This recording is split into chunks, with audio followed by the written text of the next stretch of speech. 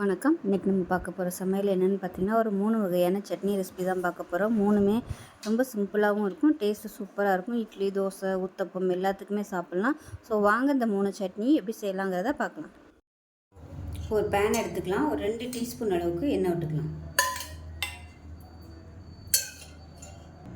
இப்போ இதில் ஒரு கைப்பிடி அளவுக்கு பெரிய வெங்காயம் கட் பண்ணதை சேர்த்துக்கலாம். அது கூடவே ஒரு 3 பச்சை மிளகாயும் சேர்த்துக்கலாம். ஒரு 5 பல் பூண்டு சேர்த்துக்கலாம்.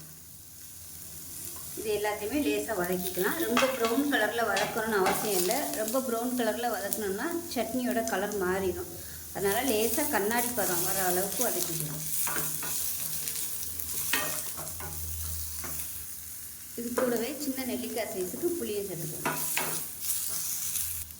இது நல்லா வதங்கிடுச்சு. இந்த அளவுக்கு வதங்கினா போதும், அமர்த்திடலாம். இப்போ வதக்கினதை ஒரு மிக்சி ஜாரில் சேர்த்துக்கலாம்.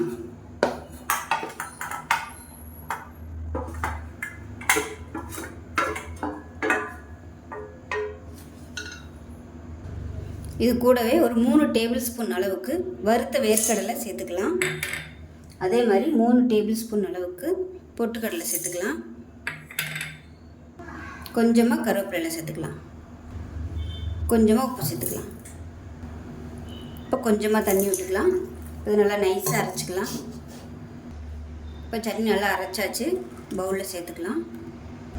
இப்போ மிக்ஸியை அலசிட்டு தண்ணி சேர்த்துக்கலாம். எவ்வளோ தூரம் தண்ணியாக சேர்க்கணுமோ நீங்கள் அந்த அளவுக்கு தண்ணி சேர்த்துக்கோங்க, நல்லாயிருக்கும். இது நல்லா கலந்து விட்டுறலாம். நல்லா தண்ணியாகவே வச்சுக்கோங்க, அப்போ தான் நல்லா டேஸ்ட்டாக இருக்கும். இந்த சைடு பார்த்திங்கன்னா கடுகு, சீரகம், கருவேப்பிலை, வரமிளகா, பெருங்காயம் போட்டு தாளித்து வச்சுருக்கேன். இப்போ இதை சேர்த்துக்கலாம்.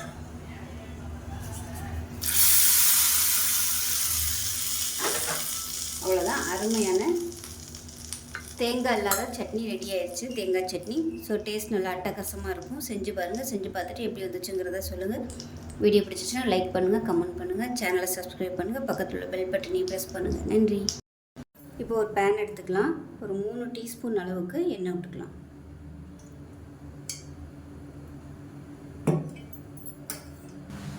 எண்ணெய் லேசாக சூடாக ஆரம்பிச்சிருச்சு. இதில் 1 டேபிள் ஸ்பூன் கடுகு சேர்த்துக்கலாம். இது கூடவே ஒரு 3 பச்சை மிளகாயை உடைச்சிட்டு சேர்த்துக்கலாம். நான் வந்து 3 தான் சேர்த்துருக்கேன். உங்களுக்கு காரம் விருப்பமாக இருந்துச்சுன்னா நீங்கள் இன்னும் கூட எக்ஸ்ட்ரா சேர்த்துக்கலாம். இது கூடவே கருவேப்பிலை சேர்த்துக்கலாம். சின்னதாக ஒரு 3 துண்டு இஞ்சி, 6 பல் பூண்டு சேர்த்துக்கலாம்.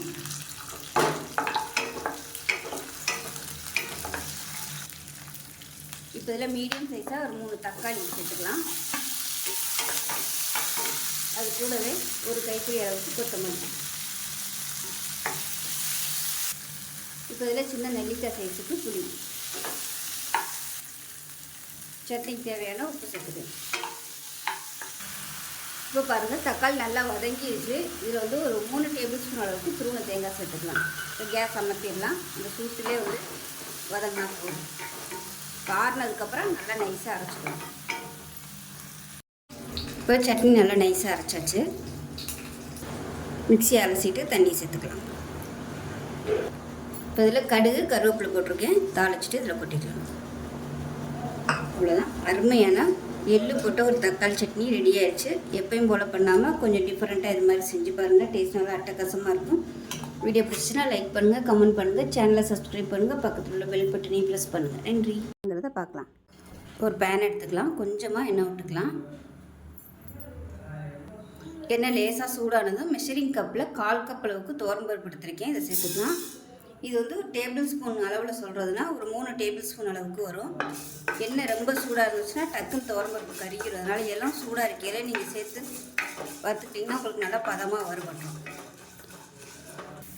இப்போ துவரம்பருப்பு லேசாக அப்படியே பொன்னிறமாகுது. இப்போ இதில் வந்து ஒரு 3 பச்சை மிளகாயை உடைச்சிட்டு சேர்த்துக்கலாம். இது கூடவே ஒரு 4 பல் பூண்டு சேர்த்துக்கலாம். 10 சின்ன வெங்காயம் சேர்த்துக்கலாம். ஒரு சின்ன துண்டு புளி சேர்த்துக்கலாம். இப்போ இது கூடவே ஒரு கைப்பிடி அளவுக்கு கொத்தமல்லி இலையும் சேர்த்துக்கலாம். சட்னிக்கு தேவையான உப்பு சேர்த்துக்கலாம். இது கூடவே ஒரு 2 டேபிள் ஸ்பூன் வர மாதிரி வறுத்த வேர்க்கடலையும் சேர்த்துக்கலாம். கேஸ் அமர்த்திடலாம். ஏற்கனவே இது வறுத்தது தான், அதனால் அந்த சூட்டிலே போட்டு பரட்டினீங்கன்னா போதும். இது ஆறுனதுக்கப்புறம் நல்லா நைஸாக அரைச்சிட்டு பார்க்கலாம். இப்போ சட்னி நல்லா நைஸாக அரைச்சாச்சு. ஒரு பவுலில் மாற்றிக்கலாம். இப்போ மிக்ஸி அலசிட்டு அதை தண்ணியை சேர்த்துக்கலாம். இது நீங்கள் கெட்டியாக வச்சுக்கிறதுனாலும் வச்சுக்கலாம், இல்லை தண்ணியாக வச்சுக்கிறதுனாலும் வச்சுக்கலாம். இப்போ நல்லா கலந்து விட்டுக்கலாம். கலந்து விட்டுட்டு கடுகு, சீரகம், கருவேப்பிலை, பெருங்காயம் போட்டு தாளிச்சிருக்கேன். அதை சேர்த்துக்கலாம். இதை கலந்து விட்டுடலாம். அவ்வளோதான். அருமையான ஒரு சூப்பரான ப்ரோட்டீன் சட்னி ரெடி ஆயிடுச்சு. டயபெட்டிக்காக இருக்கிறவங்க தாராளமாக இந்த சட்னி வந்து எடுத்துக்கலாம். ஸோ அவ்வளோதான். இந்த வீடியோ பிடிச்சிச்சுன்னா லைக் பண்ணுங்கள், கமெண்ட் பண்ணுங்கள், சேனலை சப்ஸ்கிரைப் பண்ணுங்கள், பக்கத்தில் உள்ள பெல் பட்டனையும் ப்ரெஸ் பண்ணுங்கள். நன்றி.